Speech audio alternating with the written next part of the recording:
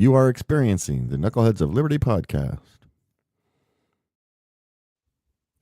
It is February 18th, 2026, and welcome to the Knuckleheads of Liberty, where we are bringing you the people and organizations fighting for liberty around the country and your region, bringing you the news stories from a liberty perspective.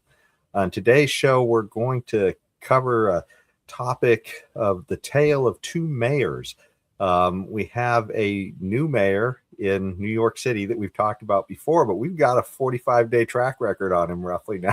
So I think we're going to get a chance to really examine what he's done there. And then we have a mayor who's been around a little bit too long in Los Angeles, Karen Bass, and sadly not a good contrast, also experiencing a lot of trouble there. And we're going to talk about some of the scandals she's in related to her management of the fire situation down there. And finally, on our Knucklehead Noise Patrol, we're just going to touch back on Minnesota just a little bit with the some of the oddities of the protests that have happened down there, and so we're going to hit those things. But before we get to any of that, let me introduce you to our panel. And today it's Leon the Word Brathwaite, last word in Liberty, is a retired engineer in the state of California. And my name's Jason McPhee, and I will be your host. So we always start off with a quote of the day to get the show started. And, you know, this particular show I thought would be a good time, since we just went through President's Day, to bring up one of our founding fathers again. And so this time it's going to be a quote from George Washington. And it's a quote I really hadn't heard before, but I thought maybe it's a little bit informative about what his ideas were on immigration, since we've been going through all this stuff recently. And so I wanted to read this out. He said, "I had always hoped that this land might become a safe and agreeable asylum to the virtuous and persecuted part of mankind, to whatever nation they might belong." And of course, George Washington was our first president, and, you know, one of the founding fathers. And I thought, you know, this does kind of show a little bit about what the founding fathers thought about immigration back in their day. Now, keep in mind, you know, virtuous people, they wouldn't have thought people who were just showing up here for welfare were virtuous, right? So, you know, so I mean, virtue kind of had a different standard back in those days, but still they were open to essentially hardworking people who wanted to make the country better coming here. And, you know, I think it's an important thing not to lose sight of that, you know, when we have so much bad behavior going on with all of this grift that's happening in Minnesota and these other places, that, you know, the higher ideal of people like George Washington, he probably never could have imagined that we would have had a government that would just be handing out our resources the way it is today. But that was kind of the vision back in those days, that this would be a land for people of kind of high value to come to. And, you know, maybe somehow we can shake the poison of all this socialism and get back to that idea. What are your thoughts on this quote, Leon? Well, you know, this quote in a sense parallels to some extent Milton Friedman's quote about the welfare state and the and having some kind of open borders. And I think Washington's vision, there's nothing wrong with Washington's vision of being a nation of immigrants and allowing that value to continue to build our country into the land that it has become. But the problem with sentiments like that, as expressed by George Washington and later on by Milton Friedman, it's slightly different, but in the same vein, is that the politicians that we elect always seem to corrupt these visions. I mean, Washington's vision was that people who are hardworking and want to have an opportunity to pursue happiness, which I think it should be a right of all human beings. All human beings, they all should have that opportunity. And in a country such as ours, those opportunities are readily available. The problem becomes when the vision of Washington and more eloquently to me by Friedman is the corruption that occurs when these politicians start looking for votes, and they always end up corrupting these idyllic visions of our leaders like George Washington's or some of our intellects like Milton Friedman.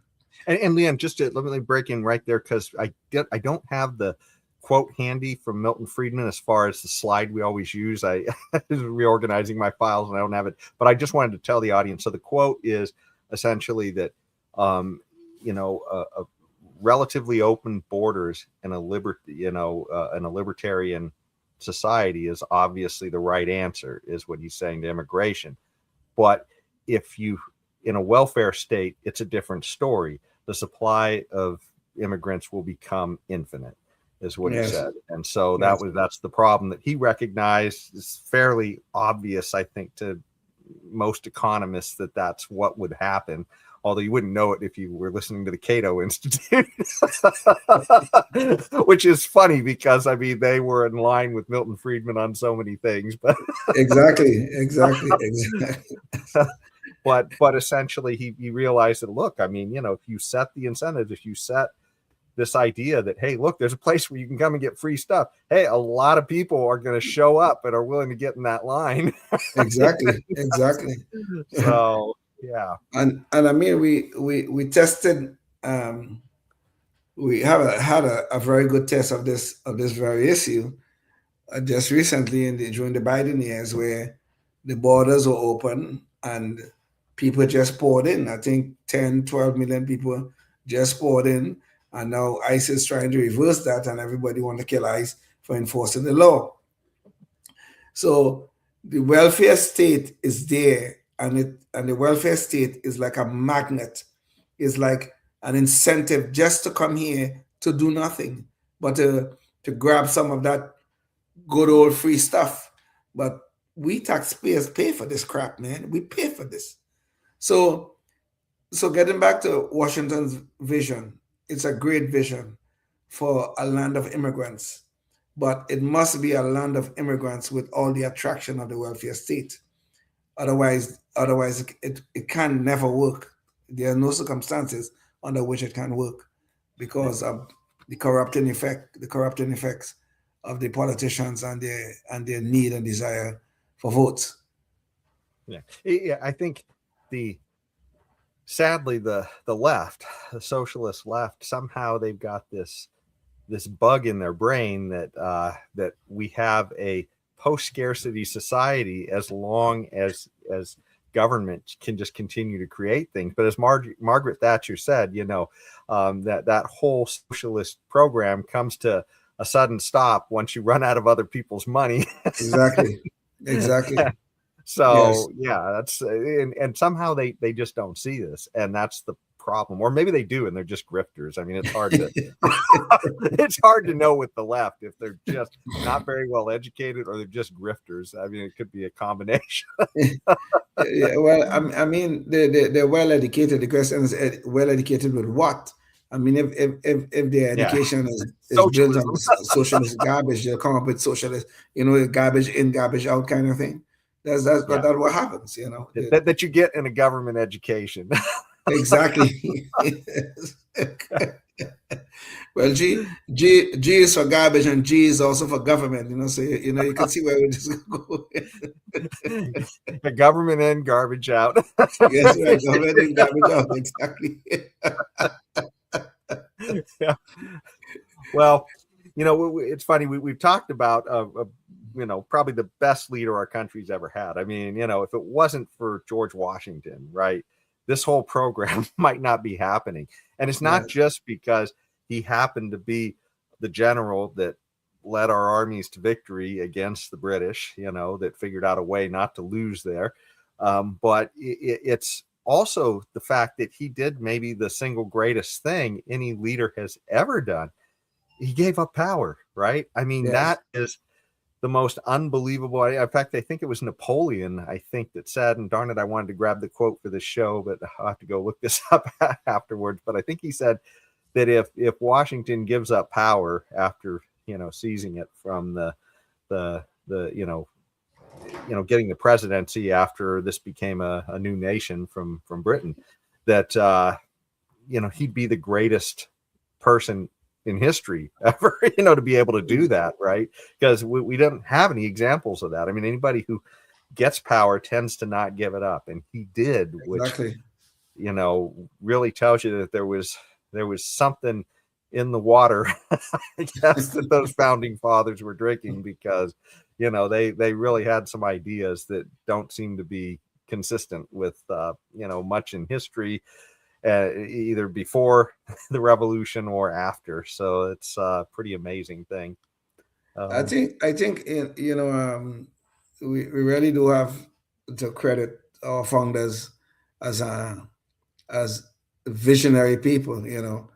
Sure, the nation was founded with its imperfections, but it's a nation created by men, and it did have some imperfections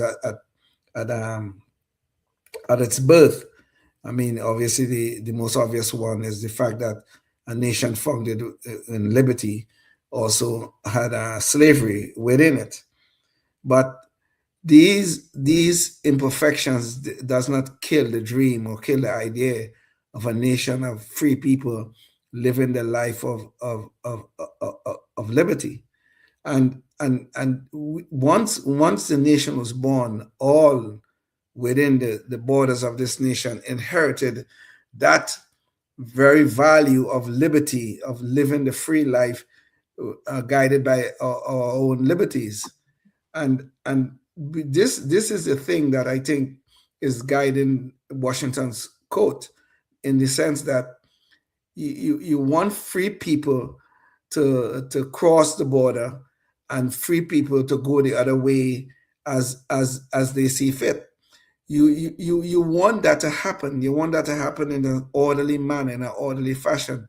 People want to come here to pursue happiness. You want those things, but you cannot have those things if we are politicians corrupting the vision.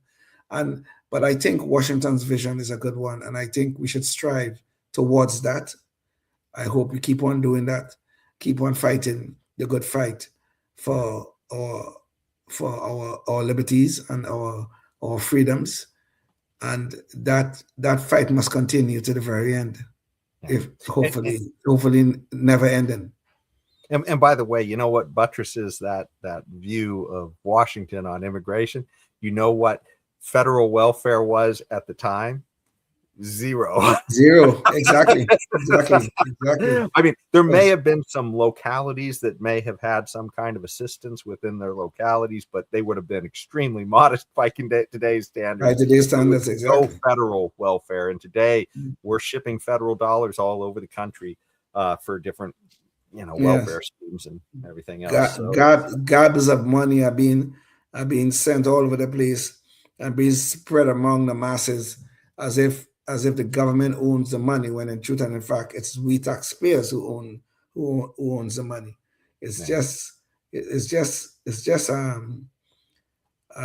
I think Washington and Jefferson and these guys are probably turning in their grave when they see what the federal bureaucracy has become. It's just that they would not recognize this government anymore. I don't think they will. And until we could turn this ship away from that iceberg out there, that iceberg that we are about to run into, until we turn that ship, we are in real danger of losing our great land. Well, there's so many ways I could segue into this next topic after what we talked about, between comparing and contrasting great leaders with not so great leaders, or talking about where all this money is being shoveled to, or even in the case of New York recently, practically been an iceberg, and which you can attest to, Leon. I was just going to tell him, man, I was in that iceberg, man. I really was. Well, anyways, we're going to talk a little bit. We're going to shift the show now to talking about New York City and Mayor Kami Mamdani. Yes, Self-proclaimed communist. Well, I actually don't know if he's called himself communist, but a lot of his buddies certainly have. Yeah, I don't think he have ever, to my knowledge, he have never called himself a communist. I don't think so. I think the furthest he have ever gone is to say that he's a democratic socialist. Yeah. Okay. Well, Bill Maher called him a communist. Oh, yeah. Bill Maher's on the left, so we should have used that quote there too. But anyways, let's get to how Mamdani now has been in place for 45 days. And, he wanted to tell us all about how he was going to show us the warmth of not communism, but the collectivism. I could never the pronounce a warmth damn of word. collectivism. It's pretty much the same thing when it's government doing it. So anyways, let's show you some highlights or lowlights, as the case may be, of the first 45 days of Mayor Mamdani. Today begins a new era. We will replace the frigidity of rugged individualism with the warmth of collectivism.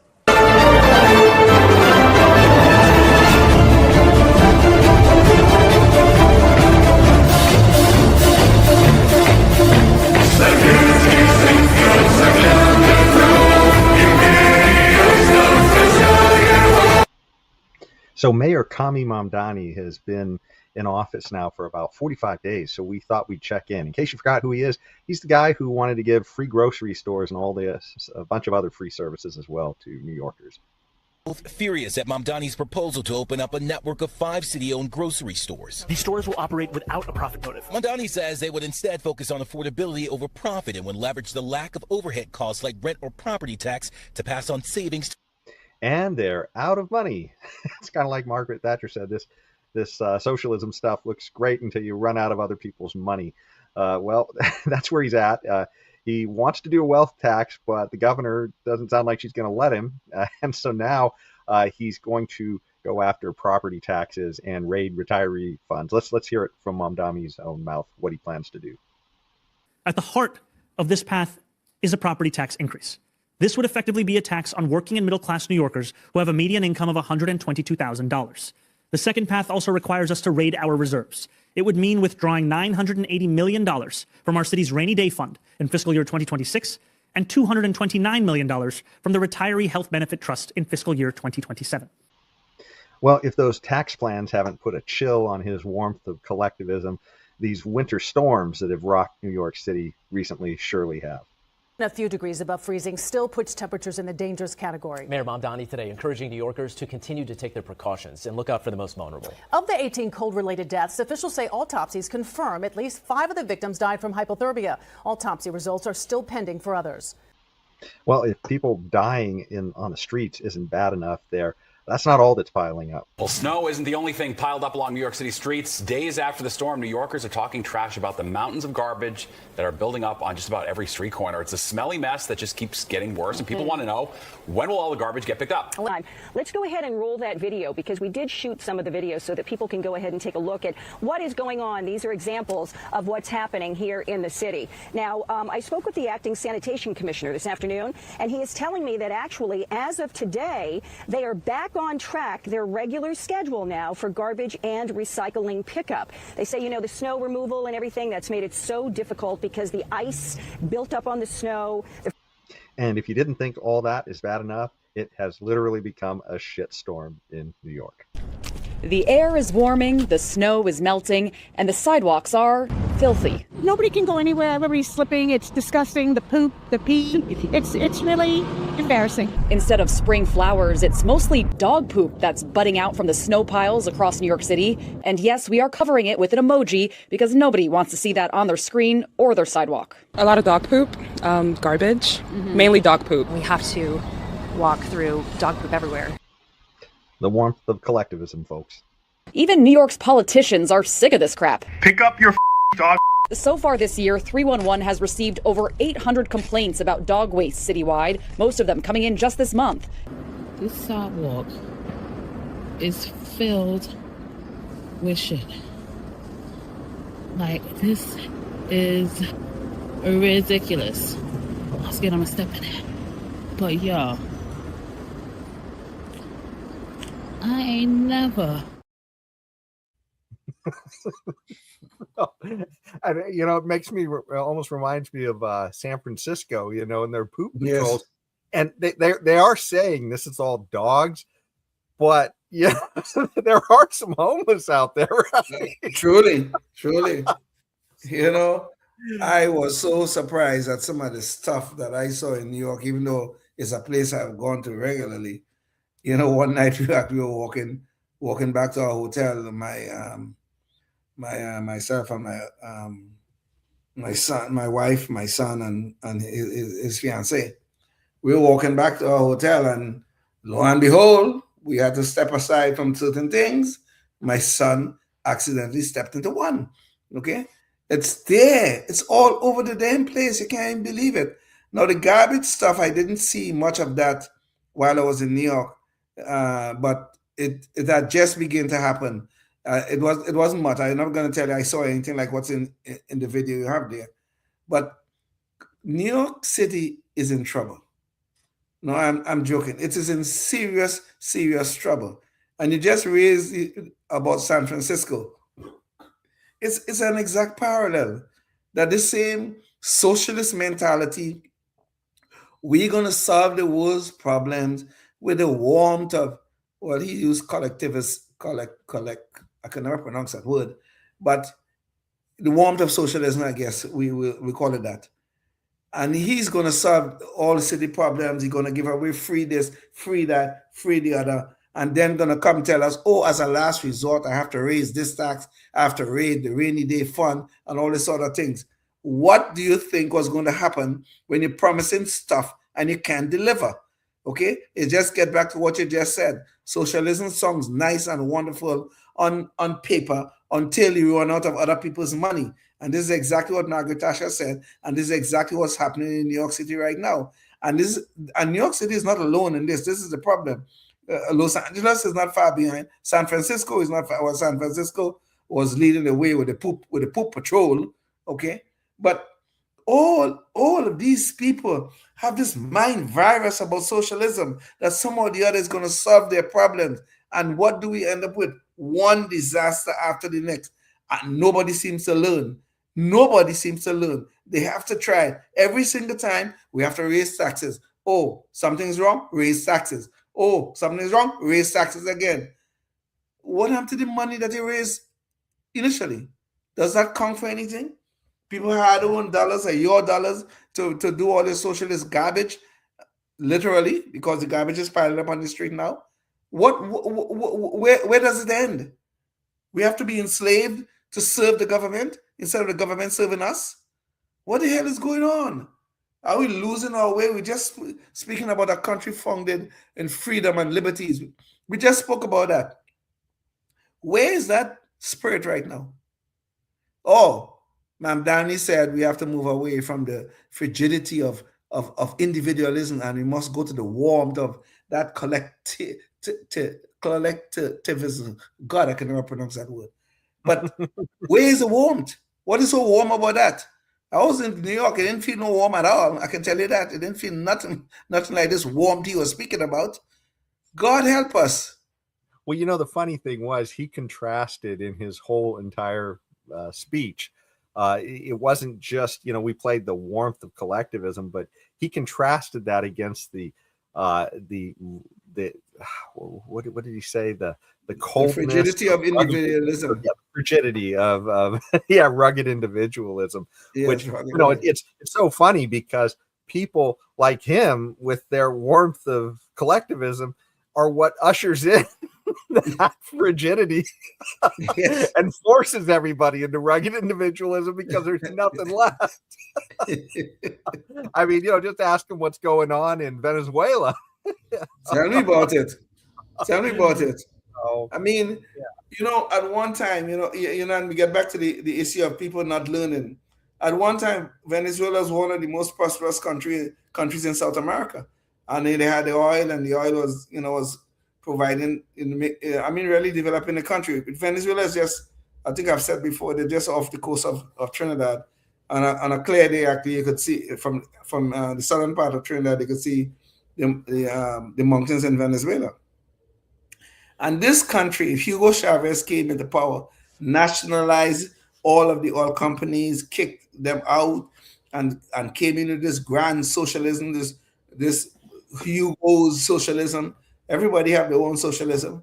Brought this in, and Venezuela descended into chaos. They became the laughing stock of the Western Hemisphere.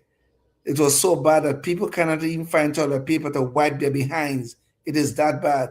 Right now, as we speak, Trinidad has about 50,000 to 75,000 Venezuelans living in Trinidad right now because they had to run away from Venezuela. As we speak, this is going on right now. And the government is not sure what they're going to do with these new migrants. You know, the same problem that we have here, they have it in Trinidad too with Venezuelans. But this is the problem. These politicians always think they know better than the marketplace. This is the whole thing, you know. They are gods. They know everything about everything. They know better than the marketplace, and they could always put in these programs, and they could tweak them according to their fancy, and they could always have this nice, wonderful outcomes. It never happens. Okay? The warmth of collectivism never works. It never gets warm. It never does. And in fairness to Mamdani, the control of New York has been in Democrat hands for quite a while. And so not all of this is directly attributable to him, but he's doubling down on the insanity of the previous policies. Yes. So it's not like, you know, had he not been in power, this wouldn't have happened, right? I mean, this is literally one Democrat administration after another. And some of the debt that they're experiencing is having to pay for all of these migrant benefits that, you know, we were talking about earlier, where they were putting them up in hotels and, you know, essentially giving them food cards and all kinds of other things, that they were spending thousands and thousands of dollars on migrants, and to the tune of, you know, it was costing the city, I'm pretty sure, well over $10 billion, you know, per year, I think it was costing them. So, and we had, what was it, Mayor, oh gosh, who was the last guy? Mayor Adams. Adams, and then before, I think it was Bloomberg or somebody like that. Yeah. Mayor Adams said, look, this issue is going to destroy New York City. And I think you're seeing some of the fallout now with it's a $5 billion hole that Mamdani's trying to cover right now with his new taxes. But if you're watching us on public access, to see more, you're going to have to go check out the rest of the conversation on knuckleheadsofliberty.com, because we're out of time on public access. So go check us out there, and we're going to continue talking about Karen Bass. That's the other mayor we're going to be talking about, and some other fun stuff. So go check that out. Well, anyways, Leon, back to the show. So I don't know, did you have any other thoughts on this this whole catastrophe that's going on in New York? You're right. You're right that we I mean, all of this we cannot lay on Mamdani personally, but he's a Democrat, and the Democrats have been ruling the city for God knows how long. I think Giuliani was the last Republican mayor New York City had, and Giuliani was there, if I'm not mistaken, in the 1990s, if I'm not mistaken. And so, but the fact of the matter is, it's the Democrats have been ruling the city. That same mind virus that are stuck within their heads have been continuing over and over and over and over, almost into infinite time. Mamdani is just one cog in the wheel of democratic socialism that have been going on for a long time in New York City. So yes, in truth, personally, we cannot lay it at his feet, but in actuality, we can lay it at the feet of the policies of all of these democratic socialists, one after the other, who have ruined New York City and ruined it. Yeah. No, it's it's been going downhill for a long time. And you know, it's kind of funny, you know, as these cities get big, you know, this is, I think, one of the inevitable slides is that we realize that we have suddenly all of these issues of you know, rubbing elbows with each other that we might not have had we been out in the wild countryside, as individuals.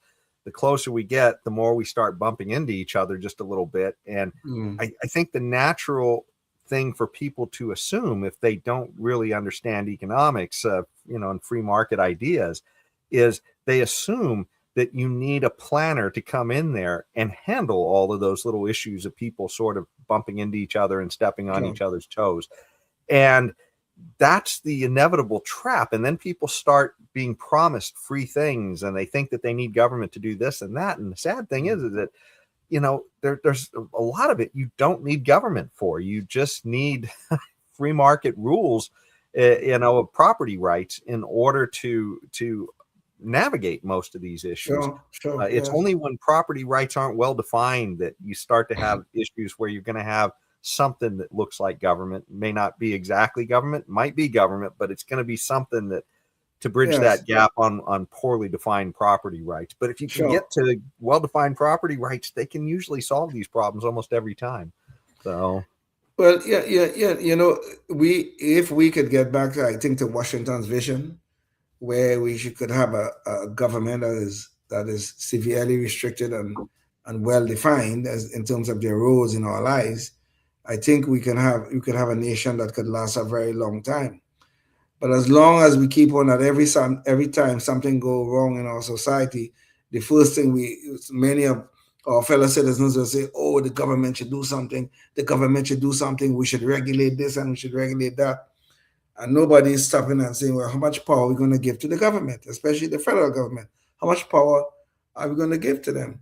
As we speak here tonight, the biggest threat, the largest threat to our liberties and our freedoms is the federal government, by far.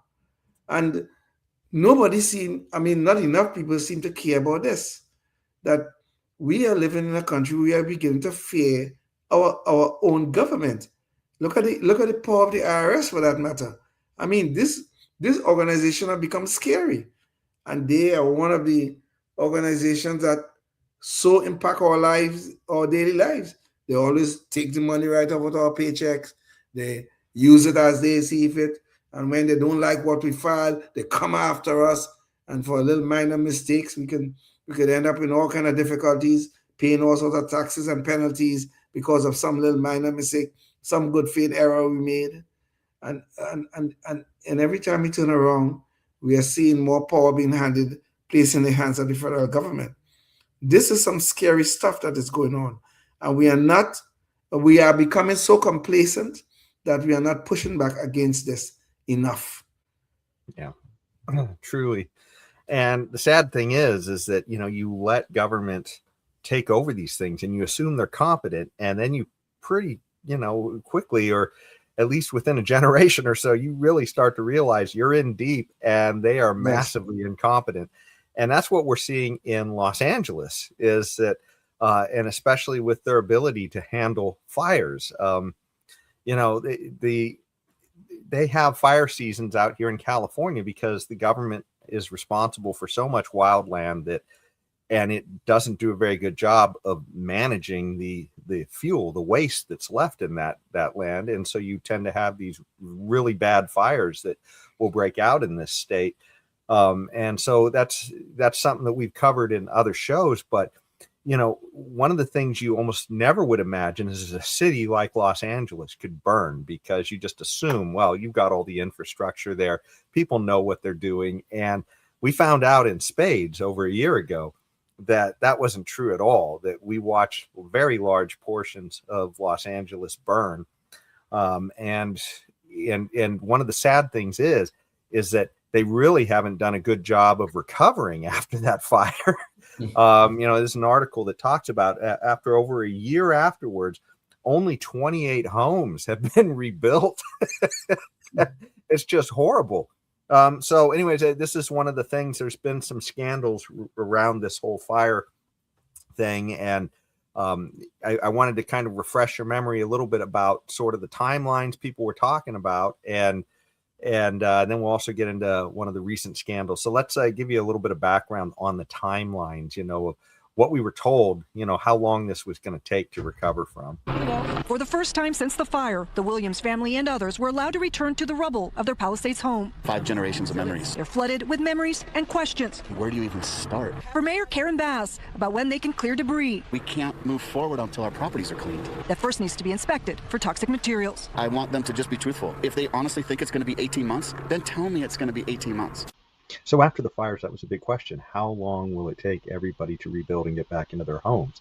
Well, this was a big challenge, trying to get a straight answer out of Karen Bass back then. We just talked to some homeowners who are frustrated because they say, is it going to be 6 months? Is it going to be 18 months? We just want a straight answer. A couple of things that we're doing to really help speed it up is to get people to go to the Disaster Recovery Center now, next week or the week after when we open up the One Stop, so they can begin all of that paperwork now. That was the mayor's response initially, but on a walk with the press through the burn area and after pressure for a more specific timeline. Mayor, people are still asking how long this inspection process will take with EPA. She gave a different answer. It would be nice if we could say by here it will be done, but that's why they have given us a range, and the range is from several weeks to 3 to 4 months.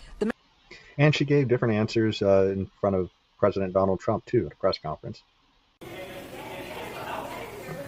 Well, yes, but you know that you will be able to go back soon. Mr. President. We think within a week.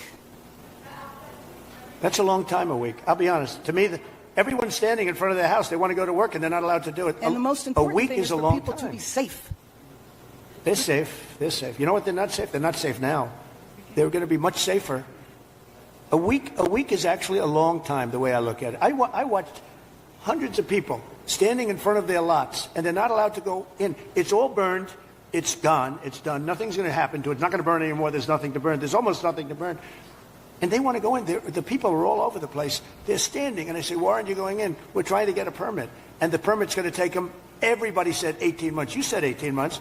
You said 18 months. So you can see Trump trying to pin Mayor Karen Bass down, and Mayor Karen Bass is insisting that this is going to be a short process and that people will be able to get back within a week and get to work on getting their houses going. And Trump is pushing her. He's providing a skeptical voice that I think a lot of people wanted to hear there. We are going to move as fast as we can, but we want you to be safe, and we want you to be back in your homes immediately. But the people are willing to clean out their own debris. It doesn't cost a lot. Yes, and they can. You should let them do it, because by the time you hire contractors, it's going to be 2 years. If a family... The people are willing to get a dumpster and do it themselves and clean it out. And they can... There's not that much left. It's all in... So despite all those assurances from Mayor Bass, where are we at after over a year from the fire? It's Wasteland USA. On the 1-year anniversary of the devastating LA fires, hardly any homes have been rebuilt. It's empty lot after empty lot for miles. In Altadena, desperate homeowners are now turning to alternative living in the form of RVs. So there you go. LA is now a mobile society. Yeah. It's just no matter how you spin it, the government always end up as the most incompetent, a bunch of fools that we have ever put in place. Now these are elected leaders. Karen Bass is an elected leader. Zoran Bandani is an elected leader. But we always end up the same place with these people. Nothing but incompetence. This very fire, the extent of it for sure, was caused by nothing but incompetence. Everybody knew about the Santa Ana winds. It is an annual event. It's not to say this was something that was totally unexpected. Yet we had this huge reservoir, just I think north or east of Pacific of the Palisades, not far from the Palisades. It was empty at the time of the fire. When we know what could happen, the Santa Ana winds are coming, but the reservoir was empty. And Karen Bass and her little entourage was in Ghana celebrating some presidential inauguration, and LA City was burning at the same time. What is wrong with these people? But it just gets back to this mind virus they hold, that the government can do things when it cannot. Because look at what's happening right now. You said, what, 28 homes have been rebuilt. 1 year after. 1 year after the fires. Only 28 homes have been rebuilt. Okay, let's say, Go ahead. And Leon, that's what I was going to try and give you the number here. 13,000 is the number homes destroyed, 28 rebuilt. We're not even at 1%. Not rebuilt. even 1%. That's just the point. Not even 1%. So if we could only get 28 homes in a year, how long is it going to take to get the rest? Out of 13,000 homes that were burnt or severely damaged, how long is it going to take? Yeah. But this gets back to a whole question of democratic socialism. Okay? It's because they always believe they're smarter and wiser than the marketplace. And the government could always do it better than private companies can. There's somebody standing in front of their home. They had labor brought that house into existence. The fire destroyed it. They can't even go on their property. They have to get a government permit to do this. They can't start to rebuild without a government permit. They can't start to rebuild unless it's properly inspected, quote unquote. They can't do nothing on their property. What sort of madness is this? But whether we're looking at Mamdani in New York City, or who was dealing with a winter storm, it was horrible. I was in it, so I can tell you all about that. Whether you're dealing with that, or the results of a winter storm, or you're dealing with a fire, a storm of a fire in Los Angeles, it is the same mentality that is ruling the day. It's the government and their mind virus that destroys the incentives to do anything. And they're stifling people and stifling their freedoms, even to get their homes back to what it was prior to the fire. This is madness. This is madness. This mind virus is destroying our society, and it will keep on destroying our society as long as the people within these jurisdictions keep on electing these fools. And they are doing it in New York City, they're doing it in Los Angeles, they're doing it in Seattle, but it's the same mentality, the same mind virus that is destroying our freedoms and our liberties that are ruling these places. God help us. Yeah. And you have to figure, I mean, the commonality is government education, a lot of this stuff. I mean, think about it. That was another thing that had nothing to do with the federal government back in George Washington's day. I mean, there was no Department of Education. There was no provision in the Constitution for government providing education, and this is something then that we have somehow morphed into this idea that, somehow government has to do this. But, it's really sad because, I mean, Adam Smith was publishing The Wealth of Nations when we were winning our independence from Britain. Yes. And it was 1776 that he published The Wealth of Nations. And that's where a lot of this modern ideas of free market thinking come from.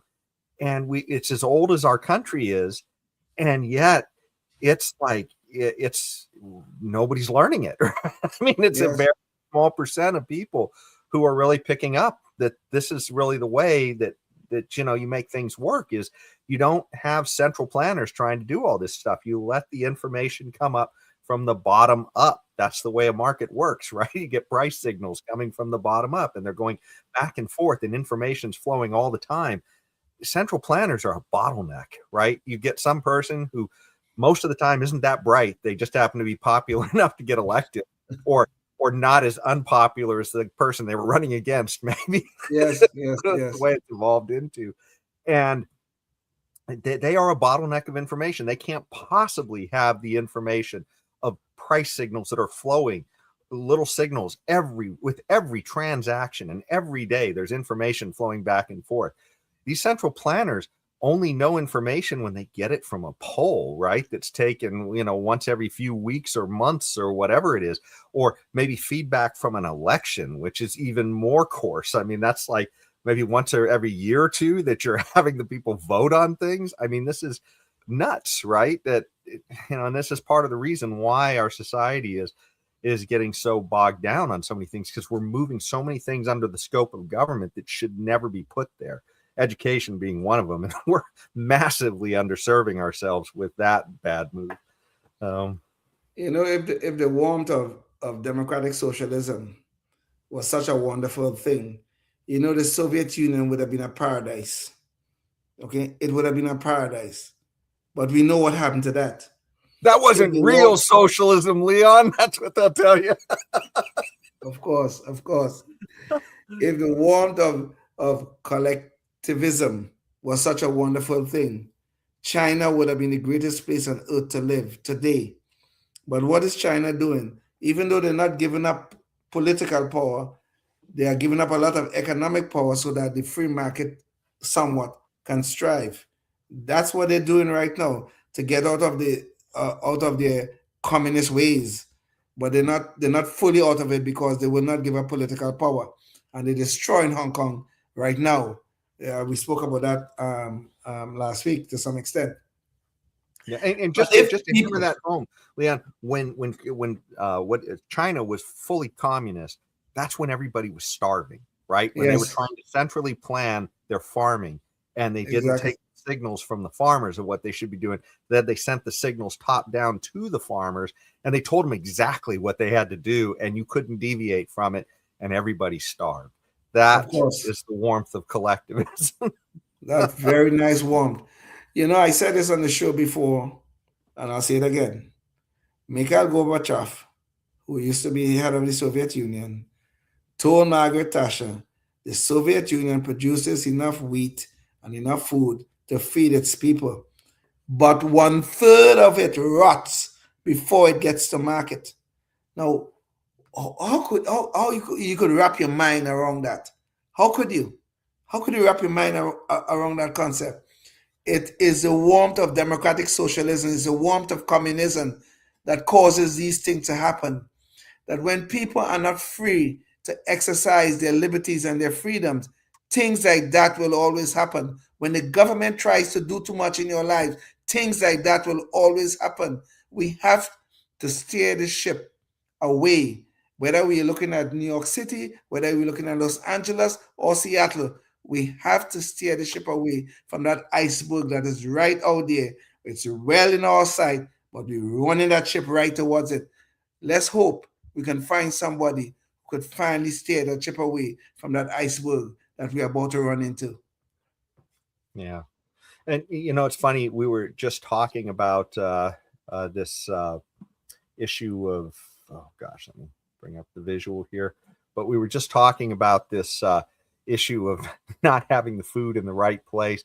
And, you know, we haven't done a movie review in a long time, and I really want us to get back to doing that at some point. But this is one, since it just came up, I didn't expect to be talking about this, but there was a movie called Mr. Jones, and it is definitely worth seeing. And it is about this period in, I believe it was in a period of time in the Soviet Union when they had this huge famine in Ukraine, which was this, you know, clearly the country that is relevant to a lot of geopolitics right now.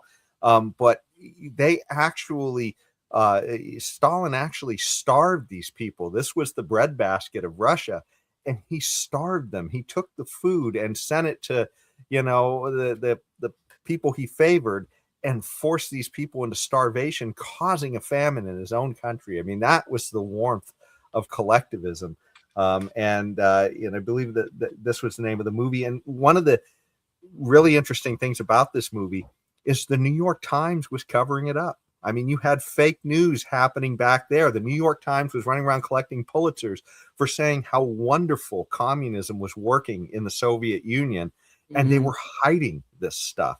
And they were being completely duped by the Russian government to not bother going out and covering this stuff. And it was this other intrepid reporter guy who came in there and wasn't just going to take what they fed him. And he actually got out into the countryside and risked his own life to get the story. And it's a tremendous movie. It's definitely worth seeing. It's a little bit, you know, kind of hard to get into at first, but the mechanics of the story I thought were really a valuable lesson in how the media can sit there and just cover this stuff up. And it's funny, we think of fake news as being something of the current day, and I mean, this stuff's been going on for a long time.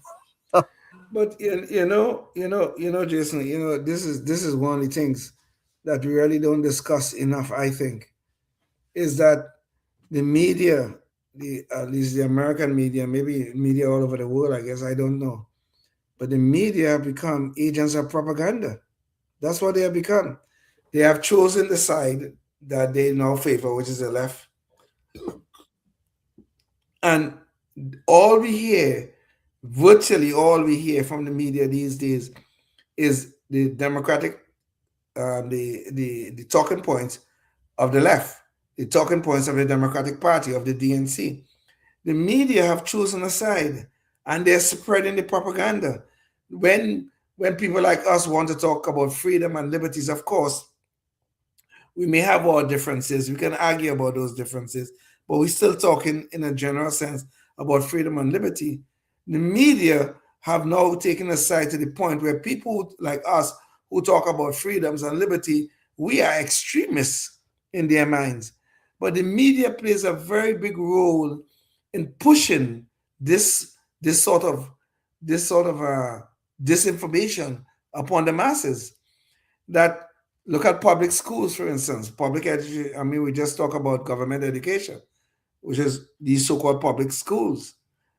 But the media always speaks favorably about the public schools. We need the public schools. We need to educate our children. The public schools, the public schools, the public schools. They never once will sit around and say, what the hell are we getting for all this money that we are spending in public education these days? I mean, we had that scandal in Baltimore where I think they looked over something like 23 high schools. They could not find a single child. They could not find a single child who was at doing grade level math. They could not find one in 23 high schools. Yeah, I think there were 13 schools, I think, where not a single school they were performing at grade level. Grade level or competency or whatever it was. They were all under. I mean, that's a statistical miracle in and of itself, that you can have 13 schools. And I mean, just not by accident have a kid who's scoring above average. You're just guessing, right? Because most of these tests are like Scantron tests, right? I mean, exactly. That's just a miracle that some of these kids weren't just guessing correctly.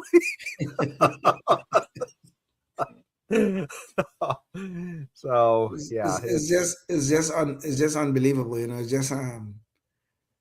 just unbelievable that this is what's going on. Is that the media become agents of propaganda and truly helping the destruction of our society. That's what they have become. Yeah. Oh, well, it's funny. We've been talking about the incompetence, and I did want to bring up just a little bit of a refresher before we get into more of the scandal around Karen Bass. But, it's just hard to conceive of how crazy things were back when that fire was going on. They had this fire, and she was off in Africa at the time, witnessing some sort of a wedding or coronation or something. It's an inauguration of the president of Ghana. Yeah, and I mean, it's like, you're the mayor of Los Angeles. What the hell are you doing out there on the public dime? Yes. And even if you weren't on the public dime, this was apparently a serious situation that was evolving there in Los Angeles. If you want to go globe hopping, wait until you're not the mayor of Los Angeles anymore, right? I mean, I don't understand why all these politicians, like Gavin Newsom, he was just over there in Munich, trying to educate everybody on climate change, right? Over there. What the hell does the governor of California have any business being over there in Munich about, right? I mean, this is, he's the governor of our state. So your job is here. I mean, it's not like you've got everything under control here. We don't know where any of the money's gone for all these homeless projects. There's like $20 billion at least that's unaccountable for. I mean, you've got all of these issues one after another, whether it be homelessness or, oh gosh, I can't even, it's, just so fatigued with all of the issues that Democrats put on us. I just can't even, I mean, the unaffordability of, for people being able to kids even being able to go out and afford a house nowadays or anything. I mean, it's just all of the, yeah, it's just one thing after another. And yet, here he is globe hopping around to, it's like, they're just using these positions as a springboard for themselves, which is another condemnation of government, right? I mean, these people aren't even taking their jobs seriously enough to be here to deal with the problems that they're piling up. He's got the refineries leaving the state on him, and we're going to have a gasoline crisis in this state. I mean, it's just one item after another of complete mismanagement. Yeah, I'm kind of going off track here, but let's watch. With that mayor Karen Bass, they actually caught up with her at the airport when she was on her way back from the trip after all the damage was being done to Los Angeles. And here's what the reporter got out of her. Do you owe citizens an apology for being absent while their homes were burning? Do you regret cutting the fire department budget by millions of dollars, Madam Mayor? Have you nothing to say today? Have you absolutely nothing to say to the citizens today? Elon Musk says that you're utterly incompetent. Are you considering your position? Madam Mayor, have you absolutely nothing to say to the citizens today who are dealing with this disaster?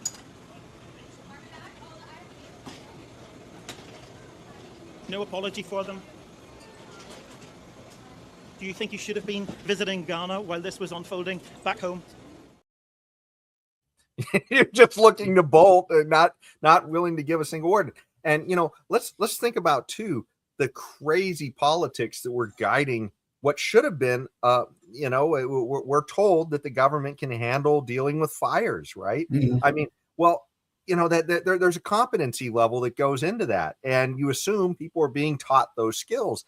Well, here was a video that they put out, a training video, and we talked about this before after the fire, but let's refresh people's minds. These are the values that they're putting into their fire department, not necessarily the skills necessary to put out a fire, but it's all of this woke nonsense about identity politics. Let's jump to this video that the fire department, this is a deputy chief there, talking about what she sees as her responsibilities. You want to see somebody that responds to your house, your emergency, whether it's a medical call or a fire call, that looks like you. It gives that person a little bit more ease, knowing that somebody might understand their situation better. Is she strong enough to do this? Or you couldn't carry my husband out of a fire, which my response is, he got himself in the wrong place if I have to carry him out of a fire. I mean, that's a firefighter's job, right? And I mean, she's worried about the identity of like if the guy burns to death, he's going to say, I would have felt so much better if the firefighter who couldn't help me was the same color as me or the same sex as me or whatever. Yeah. This is nuts. Or if he was a transgender, because I'm transgender, so I'd feel better if it was a transgender firefighter came to save me. God, Lord. Yeah. But we're laughing about these things. But this is where these DEI projects, affirmative action projects, this is where these things become dangerous. When you hiring people, not because of their competency, you're hiring them because of their skin color or their sexual orientation. This is where life and death becomes a part of your life, in the sense that they're more worried, the fire department or the 911 folks, they're more worried about having the right quota, the right number of blacks, Hispanics, and the right number of women, rather than the most competent people. They are more worried about that. So when they come into your homes to save your life, whether it's because of a fire or because of some medical emergency, you have to worry whether that person was actually trained on the job or that person was just given this DEI position, which may end up killing you in your home when they call them to save you because of some medical emergency. These are the kinds of evil that DEI brings into your homes and into your lives, where a fireman or a police officer or some medical assistant would not be able to save you because they were not properly trained or because they were hired for the wrong reasons.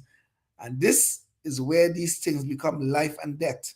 And these people laugh at these things and think this is such a wonderful thing they are doing. Oh, we have the right number of blacks. We have the most diverse fire department. We have the most diverse police department. Who the hell cares about that when you're facing an emergency? Who does? Yeah. Well, it was like the Joe Biden administration. Every time the spokesperson talked, whether it was that orange-haired woman at first, I can't remember her name, the white gal, or KJP, Ketanji, or no, I can't remember what her name was, but it was KJP though, is what they called her acronym. But Karine Jean-Pierre. That's it. KJP. Yeah. and both of them, every time they started talking, it was always as a lesbian, transgender, black woman, whatever it was about their identity, that was the way they started every conversation. It was nuts. Yes. I mean, and they would start by saying, and we're so proud that we have more women than have ever been in any administration. Yeah. I mean, I don't care. Can you get the job done? Exactly. It's wonderful. If you have more women, you can get the job done. But we're watching government fail over and over again, and they're celebrating their identities while it's failing. It's just nuts.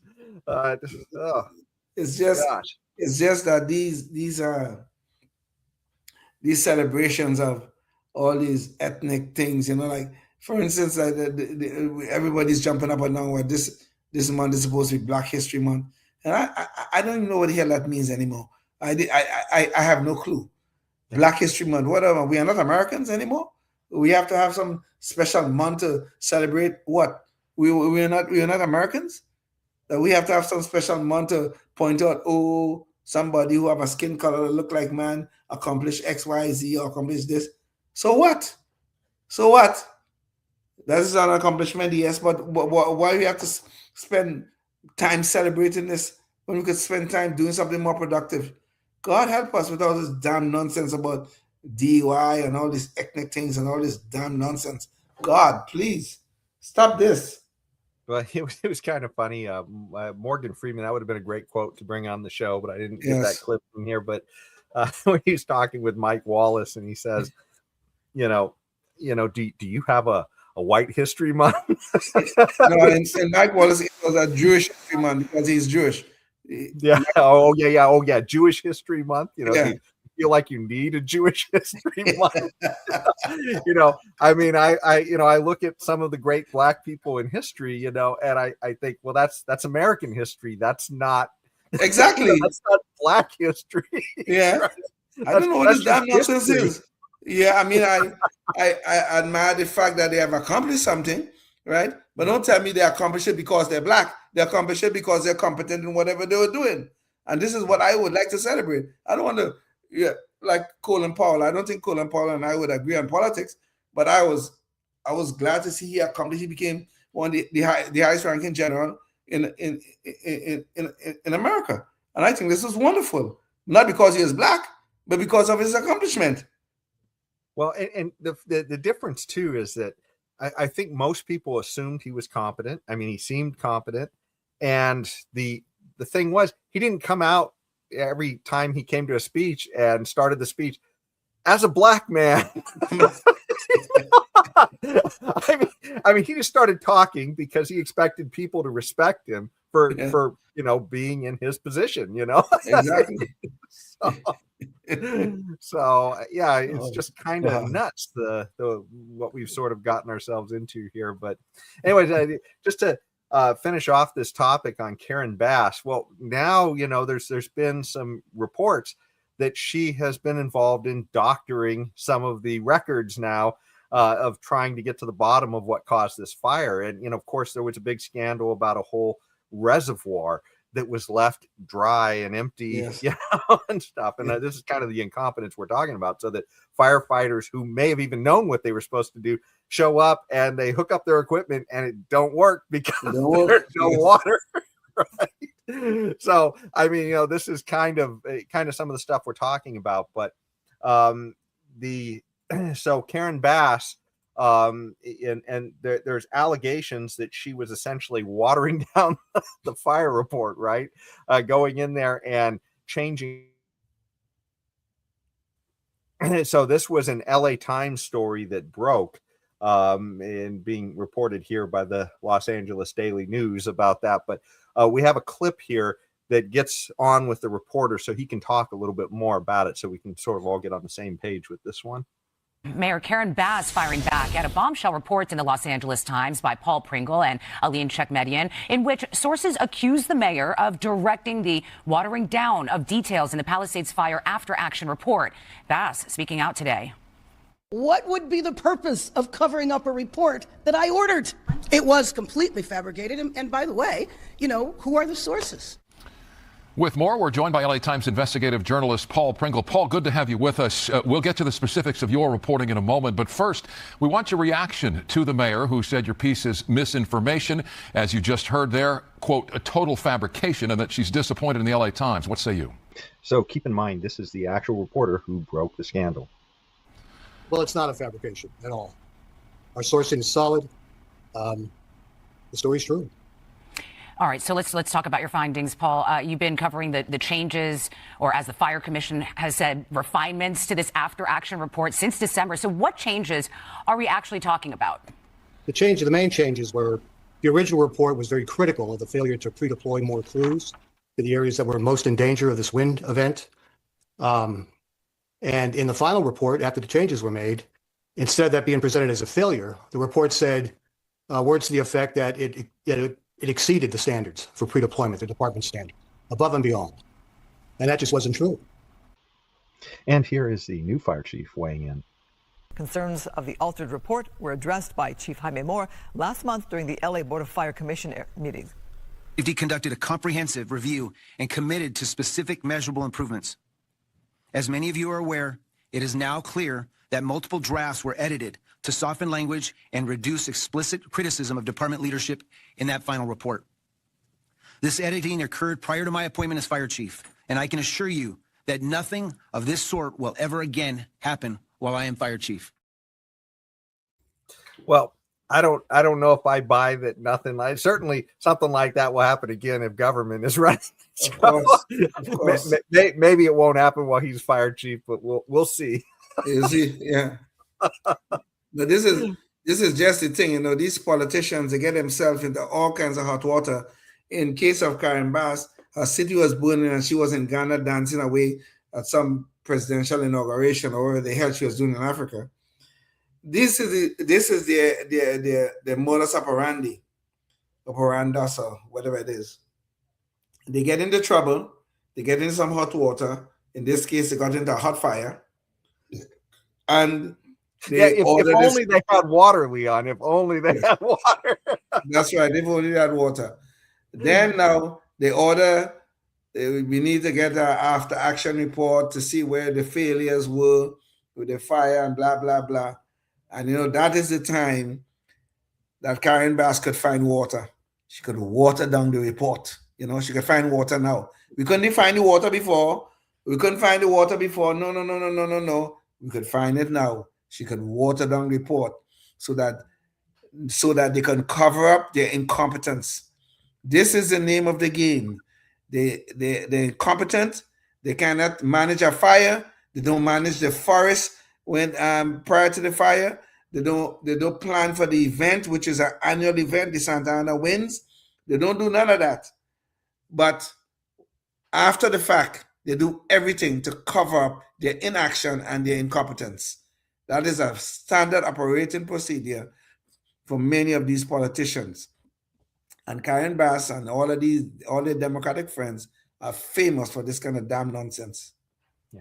And keep in mind, the LA Times is no ally of Republicans. It's no fan of the right. I mean, when Larry Elder ran against in the recall against Gavin Newsom, and it's really too bad that we didn't get Larry Elder as governor. But Larry Elder is a black man, and they called him the black face of white supremacy. That's what the LA You could Times imagine. called it, in order to rig the deck against him, so that lefties could then feel good about voting against a black man.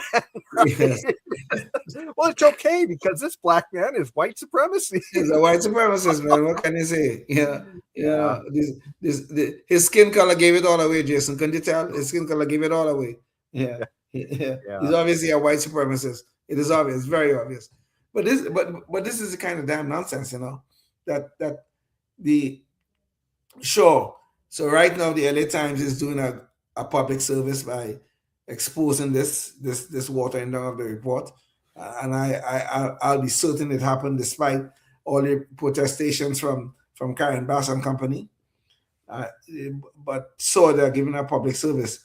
But most of the times, the LA Times will be right there with their nasty talking points to help the Democrats. Just like the case, Larry Elder is a black face of white supremacy. What does that mean? But whatever it means, they got a point across, and all these lefties feel, oh, he's a white supremacist. He's a white supremacist. The man have a skin color that look like mine, but he's a white supremacist. He's a white supremacist. Oh my goodness gracious. And oh, they could feel so good, they could pat themselves on the back. They voted against the white supremacists because the media have taken a side. They have taken a side, and they could allow this incompetence because it promotes the Democrats and the DNC. As long as they're promoting that or the leftist ideas, they're very good with it. But I'll thank them for their public service on this particular point. Yeah. Well, I think we've we've done as much as we can to I don't think we could run these two mayors into the ground anymore. Certainly Karen Bass any more than she's already been run into the ground, but at least we're shining a light on her. So maybe we can give an example of what not to do in the future. Of course. So, and maybe the first step is don't vote Democrat. Right? Yes, for sure. I mean, I tell you, I'm not saying that the Republicans are the end all, because I would prefer a libertarian, and I almost always vote libertarian. But I mean, my God, these Democrats are literally destroying the cities that they're running and the states, and it's just, oh my God. Well, I mean, but I mean, just before we leave this point, I mean, I don't want to go too far off track. I mean, if you look at the top 25 major cities in America, they have been Democratic rule for God knows how long, and nearly every one of them is in all kind of trouble right now. Where they're talking about Chicago, New York City, Seattle, Dallas, Houston, any one of these cities. I mean, even cities in red states like Dallas and Houston, all of them are in financial trouble because they're being run by Democrats. I mean, this is an ongoing problem, and somehow or the other, they cannot seem to learn their lessons. You would say at some point in time, well, we know we need to do something a little bit different, but no. You listen to people like Brandon Johnson, who is the mayor of Chicago. They're always banging their head against the same wall, and then they complain about the headache. God, please wake up. Yeah, it's like they're looking for a pill and you say, dude, just stop banging your head against the wall first. Maybe then worry about a pill afterwards, right? But yeah, it's nuts. But I mean, this is, I think, we kind of touched on this earlier, but as people go into cities, government gets into people's lives more and more, the more you get into living in dense situations. And, we've got to resist the tendency, right, on principle, anywhere where you could say government has no business being in there. And that's essentially where you can clearly define private property rights, get government out of it, right? But, there's some areas, like, and the roads are difficult. Maybe a sewage system could be maybe a difficult thing too, because, you've got all these things running underneath your property and all these, right of ways and everything else. So, I mean, these are things that can be a little bit challenging. And so maybe there's a debate about how much government should be in those areas. But I mean, when you start talking about like my broken, that is private property. I own my arm. Nobody else owns my arm. Right? Yes. And the idea that government should have a role somehow in how I deal with my broken arm, reaching into somebody else's pocket to pay for it or something else. I mean, this is why we blur the lines so much, educational things. There's no reason why government needs to be involved in the delivery of education. Why on earth would we assume government is going to be better at teaching kids than anybody else? I mean, most things that we really appreciate in life that are done well, they come from the competition of a marketplace. Music comes from a competition of a marketplace. Yeah, government music, it probably ain't going to be all that good or evolve very much from what's comforting, I guess. So these are things that they get better when you have competition out there and you get more choices, more variety, and you tend to eliminate a lot of the bad ones as you go, because people just choose not to deal with those. But when you put it all in government, then suddenly there's all this lack of information and lack of competition, and that's the terrible thing. And we do so much of that when you get into a city. We just assume government needs to run so many things, and there's just a lot that it doesn't need to do. Indeed. Oh yes, indeed. Oh yes, indeed. Yes. Well, anyways, let's head back to Minnesota for our Knucklehead Noise Patrol, and this is kind of an interesting story here. We have a situation with all of these anti-ICE protesters that we've talked about before and all the craziness around them. But one of the funny things that has happened is that there were, as people were protesting ICE, they wound up setting up checkpoints in their neighborhood to try to keep ICE out, where they were literally demanding to see people's papers if they didn't look like they belonged there, right? Trying to moderate who comes and goes. That sounds suspiciously like Border Patrol, right? Really? We have a little video to show you some details of this, but unfortunately, it wasn't reported in a lot of places. So, we have this Babylon Bee article here to check it out. But it was actually one news report, a local news report, that we caught on this. And so here's a little taste of that. New tonight, Minneapolis police are stepping in after a community created their own method of public safety against ICE. Uba Ali joins us live in Minneapolis with more on that. Uba? Well, Frank, they say this is all in the name of public safety, a grassroots response to immigration enforcement they say is hurting their communities. At this roundabout at 34th and 17th, flames burn as people stand guard. We are literally creating a place that we know who's coming and going in and out of our neighborhoods. Wait. Isn't that literally the job of a border patrol, to protect the border and monitor who is going in and out? It sounds like these ICE protesters have set up their own borders and immigration police, I guess you'd say. We need to keep our neighbors safe, so we will be doing this again. It's kind of inspiring. It's like, wow, okay, we've got folks out there who are kind of taking care of us, looking out for us. That's good. I thought that was the idea of a border patrol. They were looking after us for bad hombres who might be coming over the border, right?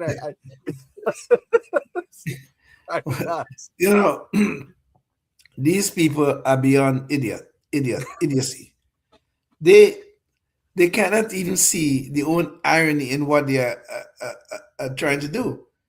We have the Border Patrol and we have ICE, both trying to do the very same thing that they are doing right now. They're protesting ICE and the Border Patrol on one hand, and they're the building borders on the other. God help us. These idiots can't even see what's right in front of their face. God, how stupid can people be? Yeah, I mean, the irony is just, it's funny. It's almost like all of these things, people who are into central planning, they never like it when somebody else is doing it. But when they get the power somehow, and of course, these people empowered themselves to do it, suddenly it all makes sense. Of course. I know these are the same people who will be jumping up and down. Oh, ICE is stopping American citizens and checking their wanting to check their papers and that kind of stuff. How could this happen in America? What the hell are they doing? They're not stopping people and checking their papers or checking whatever their IDs and all kind of stuff. The very same thing that they're accusing ICE of doing illegally. What's wrong? Do these people really and truly don't see their idiocy?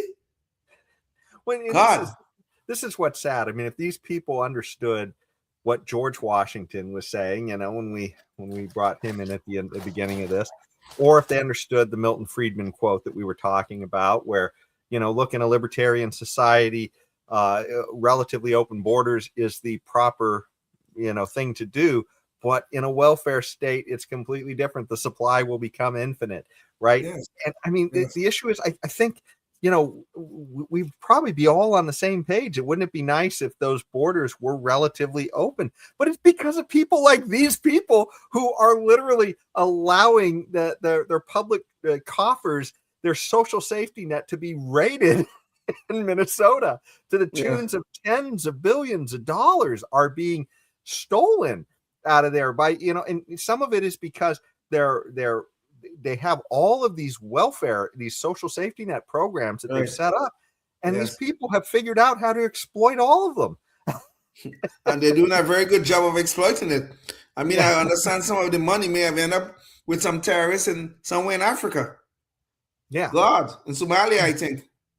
Yeah. I mean, we talked before about the Leering Center, and so we're not going to get into all of that here, but it's just, it's so sad, because if these people understood the problems with that, we could have more relatively open borders if these people weren't there just shoveling all the money out with their nonsense socialism. But the problem is they're stealing from everybody else at the same time who doesn't agree with their socialism, and exactly, socialism ruins everything. That's the wisdom of the day. For sure. No, Jason, that's not the wisdom. The warmth of socialism ruins everything. That's the correct quote. Yeah, the warmth of collectivism will ultimately leave you cold and hungry.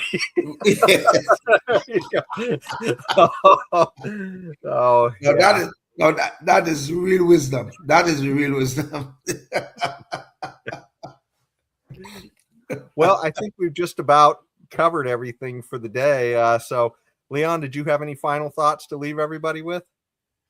I think this quote by George Washington is a very good one. That his vision of this nation, I think, is a good one. And I hope that one day, I hope and pray one day, we can get back to the country that he envisioned, which was a country based on freedom, liberty, where everyone can pursue their own dreams, where life, liberty, and the pursuit of happiness can become the principles by which we all live. Hear, hear. Well, hopefully we'll be back next week, and maybe with Larry Sand. We're trying to get him lined up for a show so we can talk about education and have a focus on that soon. But until the next one, think about what you can do in your community to advance the cause of liberty, because I tell you, they're eroding it all over the place. Whether it's some socialist mayor or some neighborhood checkpoint demanding to see your papers. But just think about what you can do in your community to spread the word. Or that Nick Shirley, that guy is literally like a ball of fire exposing all of this stuff with his journalism, and there's no reason anybody else can't do that with their camera too, right? I mean, these are all kinds of things that people are doing out there. So be part of the solution here if we want to keep that liberty. So until next time, stay tuned and stay free. Oh, yes, indeed.